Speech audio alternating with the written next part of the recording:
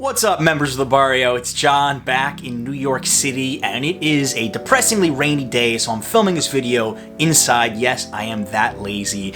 And I wasn't even planning on making this vlog, but I received so many questions over social media about the upcoming holiday. So today I'm going to be sharing 5 free things that you can do in New York City on New Year's Eve. Now, before going forward, I have to admit I've traveled the last 3 or 4 years during New Year's. It is a great time to escape New York, but that being said, I'm here this year as well, so I'm in the same boat as a lot of you watching this video. Before moving forward, 2 quick things. One is that most of these suggestions involve being outdoors, so you better check the weather forecast. If it's going to be rainy, if it's going to be cold, dress appropriately. Number 2, for my viewers who are 21 years of age or older, that is the legal drinking age in the United States, if you're caught outside with an open container of alcohol, let's say you bring a bottle of champagne and a police officer sees it, you will get a ticket for it. Don't say, I didn't warn you. If you're gonna bring it, be very discreet. Let's get to that list. Number 5, Prospect Park in Brooklyn, and this is one of the most popular gathering spots in the entire city for New Year's Eve. You need to go to the Grand Army Plaza, which is right next to the park, and there's going to be live entertainment there. At the stroke of midnight, there is going to be a nice fireworks show. This is definitely a far chiller alternative to heading to Times Square, and I think it's also a very family-friendly event, so especially if you're going to be in the Brooklyn area, it's definitely an option to consider. You can also see the fireworks from some different points in Prospect Park if you don't want to be where all of the big crowds are, so use your discretion on that. Number 4, Central Park in Manhattan, and they are having their famous midnight run. But if your idea of a good time isn't a 4-mile run, it's not my idea of a good time.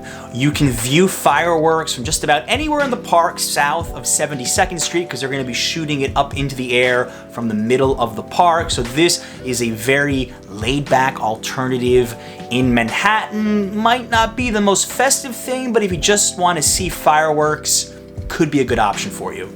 Number 3, go to a dive bar. And this is my personal choice, and this is actually something that I may even end up doing this year. I highly recommend the East Village of Manhattan because it tends to have the highest concentration of dive bars anywhere in New York. And a lot of bars use New Year's Eve as an excuse to get you to buy an all-you-can-drink ticket. If that's your thing, there are a lot of websites you can look this up, just Google it.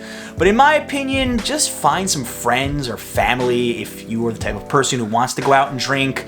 There are so many bars that are not going to be charging admission in the East Village, 9, 10 o'clock. Just roam around and try to find a spot that you're into, make some new friends, go find your new girlfriend, boyfriend, get creative out there because in my opinion, just spending New Year's in a relaxed environment, some good friends, and some alcohol is the way to go.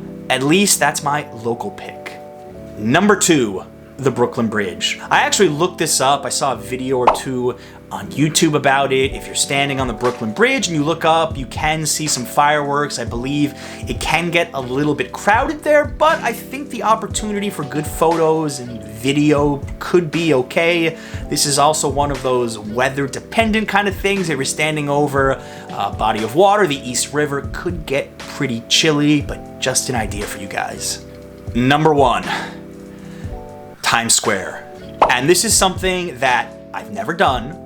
I have no interest in doing, but I'm sure there's tons of you out there who have a bucket list idea of spending New Year's Eve in Times Square. And to you brave souls out there who are interested in doing this, I have some friends who documented the entire experience. Perfect Little Planet did a great video about the Times Square New Year's Eve experience. And according to them, you need to get there about 2 or 3 o'clock.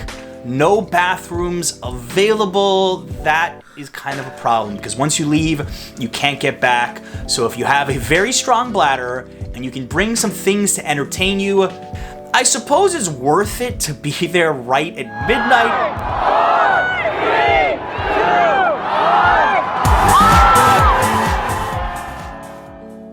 1. But for me to sacrifice all of those hours just for a couple of cool minutes isn't worth it. But heck, it might be your thing, so check out their video, and if you do survive, please let me know how it went. I'm curious. Alright guys, tell me in the comments where you're going to be celebrating New Year's Eve this year, and if you're coming to New York, what your plans are. I'm kind of curious. Make sure to subscribe if you're new to this channel for more adventures and tips from New York City and beyond. Happy New Year's in advance. Until next time, guys.